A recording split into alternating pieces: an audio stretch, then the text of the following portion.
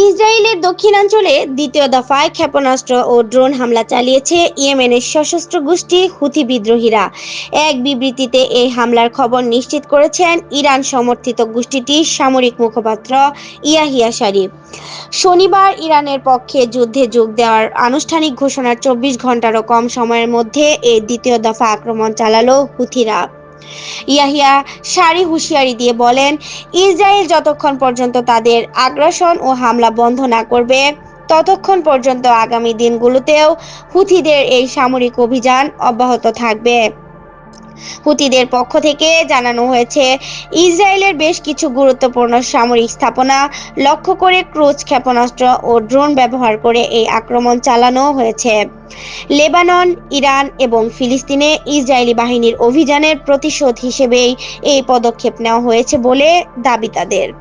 এদিকে ইসরায়েলি সামরিক বাহিনী ইয়েমেনের থেকে ছোড়া একটি ক্ষেপণাস্ত্র শনাক্ত করার কথা স্বীকার করছে। তারা জানিয়েছে, এই হুমকি মোকাবেলায় তাদের আকাশ প্রতিরক্ষা ব্যবস্থা সক্রিয় রয়েছে। ইরান, যুক্তরাষ্ট্র ও ইসরায়েলের মধ্যকার চলমান যুদ্ধ দ্বিতীয় মাসে পদার্পণ করার পর ইয়েমেনের ভূখণ্ড থেকে হামলা হওয়ার বিষয়ে এটি প্রথম আনুষ্ঠানিক কোনো বিবৃতি। হুথি মুখপাত্র ইয়াহিয়া সারি হুঁশিয়ারি দিয়ে বলেন, দখলকৃত পশ্চিম তীরে ইসরায়েলের বিভিন্ন সামরিক লক্ষ্যবস্তুতে আমরা ব্যালিস্টিক ক্ষেপণাস্ত্র ছুড়েছি। ইরান ও তার মিত্রদের বিরুদ্ধে এই যুদ্ধে যদি যুক্তরাষ্ট্র বা ইসরায়েলের সঙ্গে অন্য কেউ যোগ দেয়, তবে আমাদের আঙ্গুল সবসময় বন্দুকের ট্রিগারে রয়েছে। এই সংঘাত মধ্যপ্রাচ্যের সামগ্রিক নিরাপত্তা পরিস্থিতিতে নতুন মাত্রা যোগ করেছে। হুথিদের এই সরাসরি অংশগ্রহণ যুদ্ধের পরিধি আরও বিস্তৃত হওয়ার আশঙ্কা তৈরি করছে।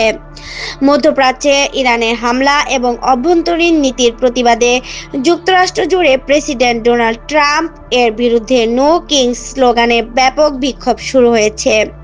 দেশটির বিভিন্ন শহরে হাজার হাজার মানুষ রাজপথে নেমে এই কর্মসূচিতে অংশ নিচ্ছেন। মার্কিন সংবাদ মাধ্যমের ধারণা করা ভিডিওতে দেখা যায়, স্থানীয় সময় শনিবার 28 মার্চ দুপুরে ফিলাডেলফিয়া শহরের রাস্তায় বিক্ষোভকারীদের বড় সমাবেশ। আয়োজকদের দাবি, যুক্তরাষ্ট্রের 50টি অঙ্গরাজ্যের 3000-এর বেশি শহরে এই কর্মসূচির প্রস্তুতি নেওয়া হয়েছে। তাদের প্রত্যাশা, এটি দেশটির ইতিহাসে একদিনে অনুষ্ঠিত সবচেয়ে বড় শান্তিপূর্ণ বিক্ষোভে পরিণত হতে পারে। আন্দোলনের সঙ্গে যুক্ত সংগঠন মুভ অন এর নির্বাচনী পরিচালক কেটি বেথেল বলেন, আমাদের সদস্যরা শান্তিপূর্ণভাবে রাস্তায় নামছেন কারণ তারা একটি ভালো ভবিষ্যতে বিশ্বাস করেন। ট্রাম্প প্রশাসনের কার্যক্রম দেখে তারা আর নীরব থাকতে পারছেন না। তিনি আরও অভিযোগ করেন, ট্রাম্প প্রশাসন দেশের ভেতরে ও বাইরে এমন নীতি গ্রহণ করছে যা জনগণের জন্য হুমকি হয়ে দাঁড়িয়েছে। আয়োজকদের মতে, দীর্ঘদিনের রাজনৈতিক অস্থিরতা ও জীবনযাত্রার ব্যয় বৃদ্ধিতে সাধারণ মানুষ ক্ষুব্ধ হয়ে উঠেছে এবং সরকারের অতিরিক্ত ক্ষমতা প্রয়োগের বিরুদ্ধে অবস্থান নিচ্ছে। জানা গেছে, গত বছরের জানুয়ারিতে দ্বিতীয় মেয়াদে ক্ষমতায় আসার পর বিচার বিভাগ ও কেন্দ্রীয় সংস্থাগুলোতে বড় ধরনের পরিবর্তনের প্রতিবাদ থেকেই নো কিংস আন্দোলনের সূচনা। অন্যদিকে অতীতে এই আন্দোলন নিয়ে ট্রাম্প ও ভাইস প্রেসিডেন্ট জেডি ভ্যান্স উপহাস করেছিলেন।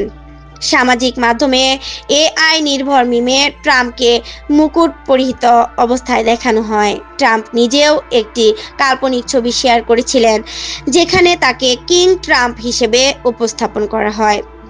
বিশ্লেষকদের মতে, ইরান ইস্যুতে সামরিক পদক্ষেপ এবং অভ্যন্তরীণ নীতির সমালোচনাকে কেন্দ্র করে এই বিক্ষোভ যুক্তরাষ্ট্রের রাজনীতিতে নতুন মাত্রা যোগ করতে পারে।